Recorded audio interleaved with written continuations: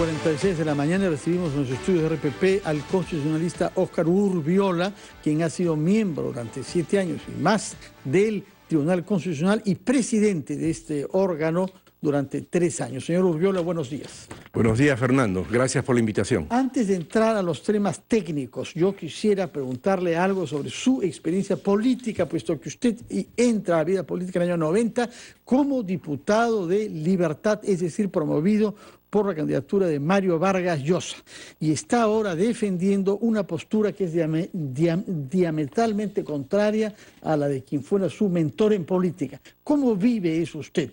¿Piensa que Vargas Llosa se equivoca radicalmente sobre este punto? Creo que Mario ha tenido una mala información que lo ha llevado a tomar esa posición que me parece a mí no corresponde a los hechos y a la situación de derechos que vive el país. Estoy seguro que es por una mala información que ha recibido Mario.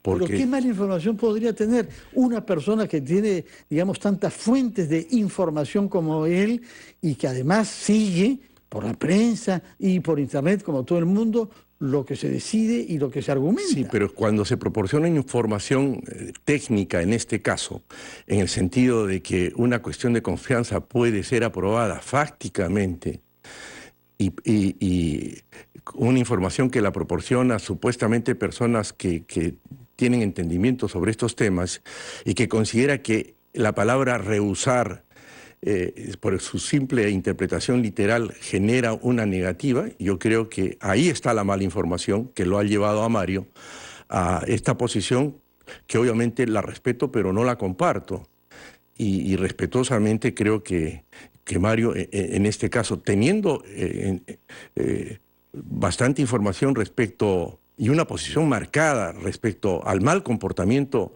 del Congreso de la República, que la comparto, en el sentido de que hay muchos errores que ha cometido este Congreso y que así como hay gente que no debía estar por sus antecedentes y su comportamiento, también hay gente honorable que creo que está en la excepción y toda generalización no es buena. De tal manera que yo considero que Mario ha tomado esta posición precisamente por muy mala información que se le ha dado. Por ejemplo, sabemos que ha estado durante las últimas semanas con Pedro Cateriano, que ha sido primer ministro, que es un abogado, una persona muy allegada a él y con el que habrá podido conversar ampliamente sobre negación fáctica. Y usted sabe que hay doctrina sobre esto y que hay discrepancias entre constitucionalistas sobre esto. Hay algunos colegas suyos, expresidentes del TC, que piensan que sí corresponde doctrinariamente de aplicar esa negativa fáctica. De manera, ¿por qué, si él ha tomado posición por esa interpretación, considera usted que es fruto de una mala información? Yo insisto en que están equivocados y con todo el respeto que se merece mi querido y gran amigo Pedro Cateriano, sabemos perfectamente que Pedro estuvo en Palacio de Gobierno esa misma tarde en que se tomó la decisión. De tal manera que eso creo ya lo descalifica para llevar la información adecuada e imparcial. Por otro lado, el hecho de que destacados constitucionalistas hayan discrepado de las posiciones que mayoritariamente han tomado otros constitucionalistas, considero que a veces el constitucionalismo no solo se expresa en múltiples obras, tratados interesantísimos y muy bien redactados y conferencias muy bien expresadas, pero el constitucionalismo no solamente se predica. Yo digo que hay fariseos del constitucionalismo. El constitucionalismo se practica. El constitucionalista es el que observa rigurosamente el orden constitucional, no solamente en la prédica, sino en la actuación, a lo largo de toda una vida. Y yo creo que en ese sentido, sobre el tema concreto de la interpretación fáctica de la negativa de confianza, Fernando, ¿cómo se puede interpretar que hay una expresión fáctica en un organismo colegiado como es el Congreso de la República? El Congreso de la República, como sabemos todos, es un órgano colegiado que tiene la representación nacional y que está sujeto a la normatividad constitucional y su reglamento, que es normatividad de orden público, que establece formalidades para que la expresión de la voluntad de un órgano colegiado se manifieste. Y la única forma de poder expresar la voluntad de un órgano colegiado es con el debate y el voto. Y le hago este símil para que puedan entender la gente. En un sindicato, en una asociación, en una sociedad que está sujeta a normas estatutarias, se establecen cuáles son los procedimientos para que ya sea la Asamblea General del sindicato o de la asociación, de la Junta de Propietarios o de la Junta de Accionistas se exprese. No puede interpretarse fácticamente la expresión de voluntad, ya sea negativa o positiva, simplemente por una apreciación de hechos. Factu es parte del latín que quiere decir hecho. Y yo creo que el señor Vizcarra ahora ha acuñado algo: interpretación fáctica para un gobierno fáctico. Esa es la verdad. Esto es lo que tenemos en este momento. Esto es lo que tenemos en este momento. Bueno, hablemos entonces sobre otro aspecto, que es aquel que precipitó la decisión de la disolución, que es la elección en el Congreso de un miembro del Tribunal Constitucional, cuerpo que usted conoce bien porque ha sido miembro y presidente de él. ¿Usted juzga que esa elección fue precipitada? Yo creo que sí. Yo creo que sí ha sido precipitada. Y lo dije, Fernando, en un artículo que se publicó en el diario El Comercio el mismo día lunes, bajo el título Confianza a la cuestión de confianza. ¿Y qué expresaba en ese artículo? Expresaba la idea de que si bien al Congreso de la República le corresponde, ¿no?, decidir sobre las reformas constitucionales y que la cuestión de confianza es un mecanismo para el equilibrio de poderes, en el momento en que se vivía toda esta situación entre el Parlamento y el Ejecutivo, creo que era la oportunidad para encontrar puntos que solucionaran esta crisis de desentendimiento entre dos importantes poderes del Estado. Y cómo pudiese haberse concretado este punto de encuentro. Yo creo que la iniciativa que tuvo el presidente del Consejo de Ministros de plantear la cuestión de confianza amparado en un proyecto de ley de reforma de la ley orgánica era acertado, y muy acertado, y lo compartía, y lo decía en mi artículo. ¿Por qué?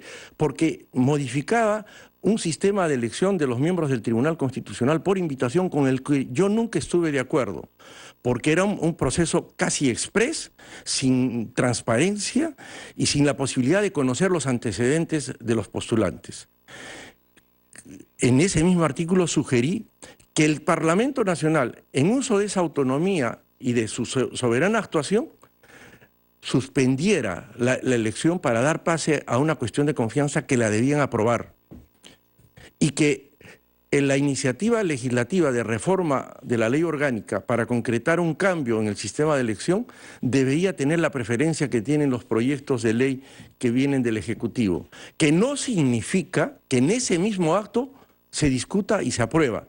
La urgencia o la preferencia de una iniciativa legislativa del Ejecutivo significa ponerlo primero en la lista de los proyectos de ley que entran al Parlamento. Y eso obviamente tenía que pasar por las comisiones, y en este caso la Comisión de Constitución, y por otro lado, si había la necesidad de exonerar del trámite de comisiones, esa era una decisión que la tenía que tomar la Junta de Portavoces, que podía haberse tomado en el curso de la semana siguiente. Ahí está el error, la precipitación de insistir en una elección que todavía no ha concluido, porque si bien se han presentado observaciones después de la aprobación del acta, y de acuerdo al reglamento dice que las observaciones que se planteen después de la aprobación del acta no proceden, eso obviamente tiene que ser resuelto por el mismo Congreso, y como ahora no hay Congreso, se tendrá que esperar a que funcione este o el próximo Congreso. Por lo tanto, entonces, estamos concluyendo, según usted, que no ha concluido el proceso. Ceballos no puede incorporarse hasta que no se instale el próximo Congreso, en cierta forma, una solución a las reconsideraciones que se han planteado, que podrían ser improcedentes a tenor del reglamento. Pero tiene que pronunciarse. Pero tiene que cumplirse. Y no puede ser la comisión permanente, naturalmente. Alguien que se pronuncie sobre el irrestricto respeto al ordenamiento jurídico y al Estado de Derecho no puede obviar las formalidades que están establecidas. Así como exigimos que se cumplan las formalidades para expresar la voluntad del Congreso en debate y votación, de la misma forma Eso tenemos que significa exigir esta demanda que se cumplan. competencial presentada por el señor Pedro Laechea tiene que ser abordada por el Tribunal Constitucional con su composición actual, que deberá permanecer por lo menos hasta que se instale el próximo Congreso y decida la situación de Ortiz Ceballos y los otros 5 miembros que deben ser reemplazados. Efectivamente, Ya. sí. Entonces, ¿qué podemos prever sobre la actitud del TC frente a la demanda competencial planteada en términos de fondo, en términos de forma y en términos de tiempo? Comencemos por la forma, porque ha habido una objeción planteada por el hecho de que el señor Olaechea la haya presentado en su calidad de presidente del Congreso. ¿A usted qué le parece? Y que ha motivado incluso la amenaza de una denuncia penal por usurpación de funciones. Sobre este tema, Fernando... Discúlpenos, doctor Urbiola, porque hemos recibido una llamada telefónica de Pedro Cateriano, que ha escuchado lo que usted ha dicho, sin duda, y que quiere hacer alguna precisión. Pedro Cateriano, buenos días. Buenos días, Fernando. Sí. Yo que deplorar las declaraciones del señor Urbiola. Mario Vargas Llosa es un distinguido intelectual que actúa con absoluta libertad y naturalmente insinuar que yo he manipulado o malinformado a Mario Vargas Llosa me parece ya faltarle el respeto a una figura que ha tenido un papel fundamental en la defensa no solo del orden constitucional, sino la valentía de enfrentar a las dictaduras en el Perú, incluida la de Fujimori y Montesinos. Bueno, veo que el doctor Urbiola recoge todos los argumentos del fujiaprismo, pero olvida la violencia y la marcada amenaza del orden constitucional que ha perpetrado el fujiaprismo para llegar a esta situación. Olvida, por ejemplo, que luego de negarle la confianza al gabinete Zavala, ellos iniciaron esta vía. El Parlamento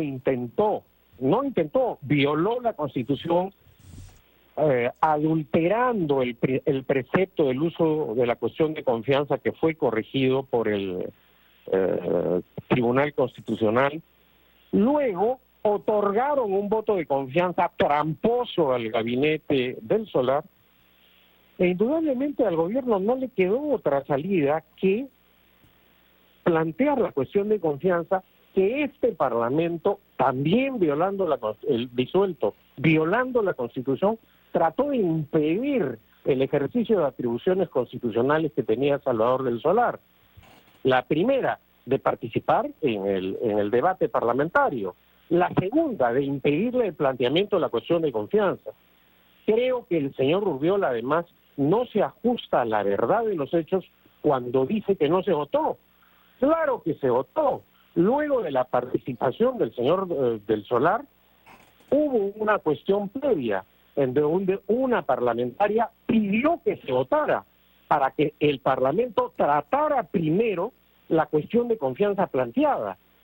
Y el Parlamento, ante todo el país, votó y rechazó esa cuestión de confianza. Señor Cateriano, ¿puede por favor precisamente a debatir la elección, que fue la esencia de lo que cuestionaba el gobierno? Muchas gracias por su llamada. Tenemos que hacer una pausa. Si nos acompaña durante unos breves instantes, podremos escuchar, por favor, la réplica del doctor Urbiola después de la pausa.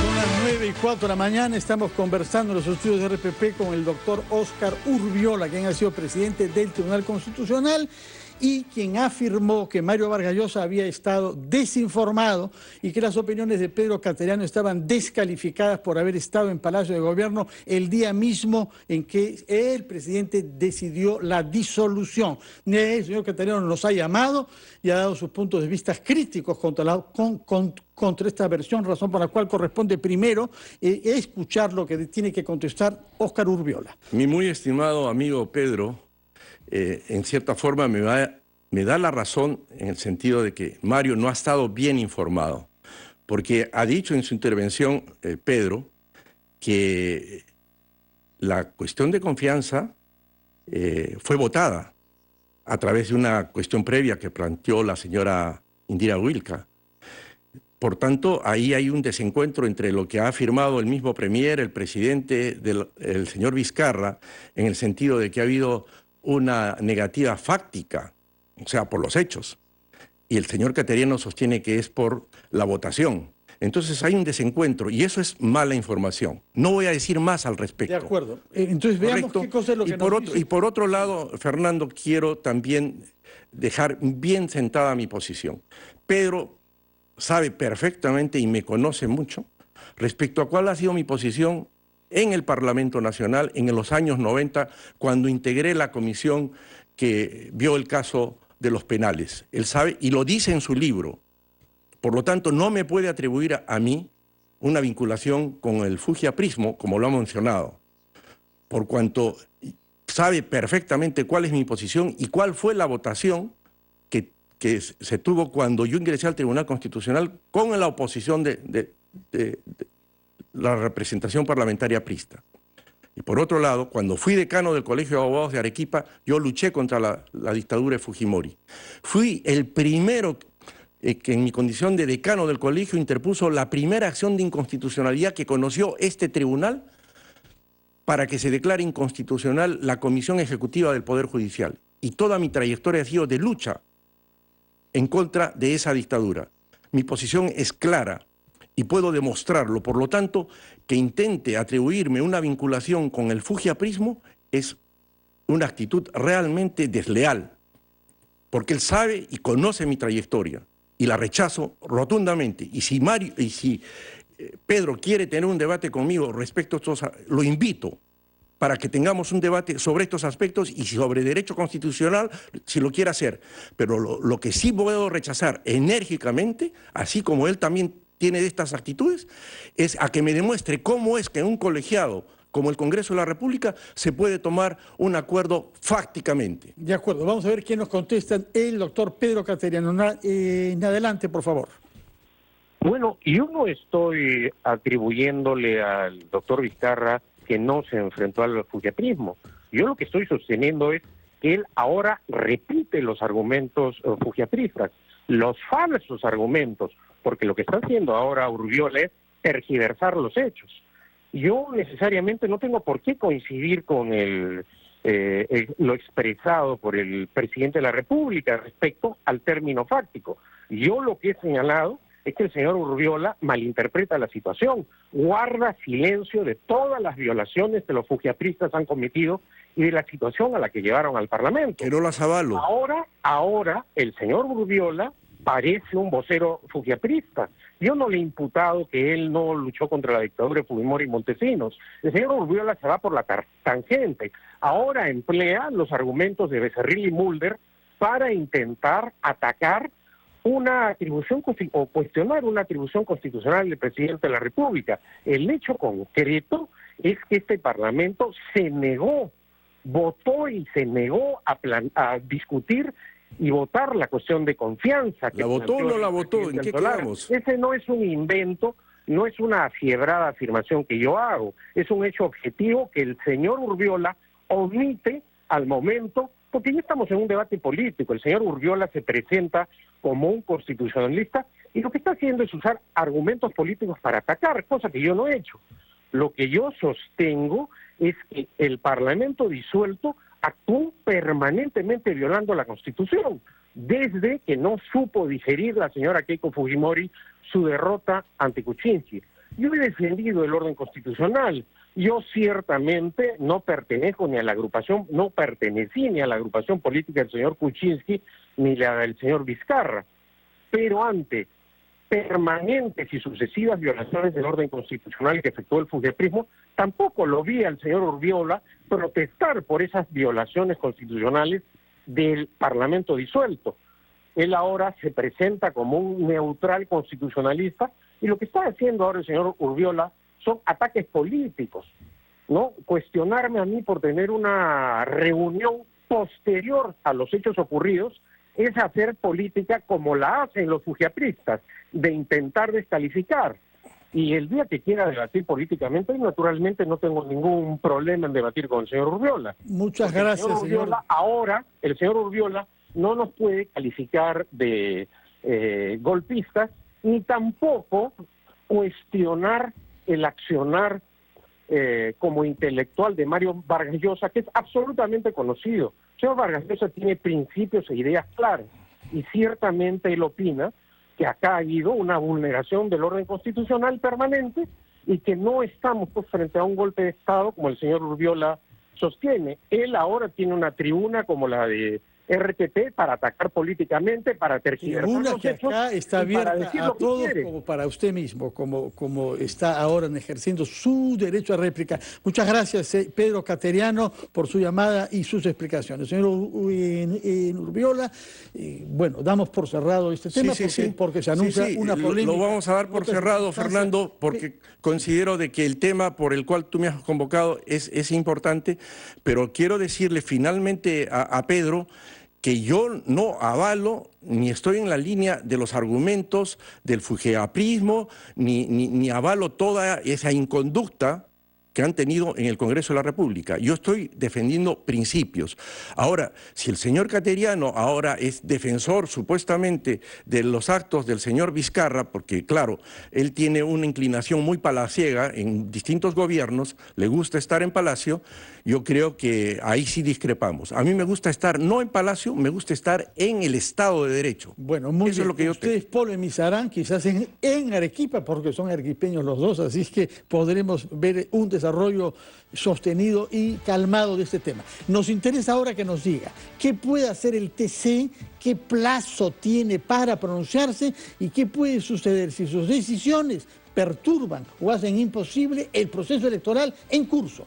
Bueno, el proceso electoral está cuestionado ahora, en el sentido de que este proceso competencial que está acompañado de una solicitud de medida cautelar, si el tribunal la admite y en este caso admite también la medida cautelar, podría tener como efecto suspender los efectos del decreto supremo, que es precisamente la disolución del Congreso y la convocatoria de elecciones complementarias. Ese sería el efecto de una medida cautelar.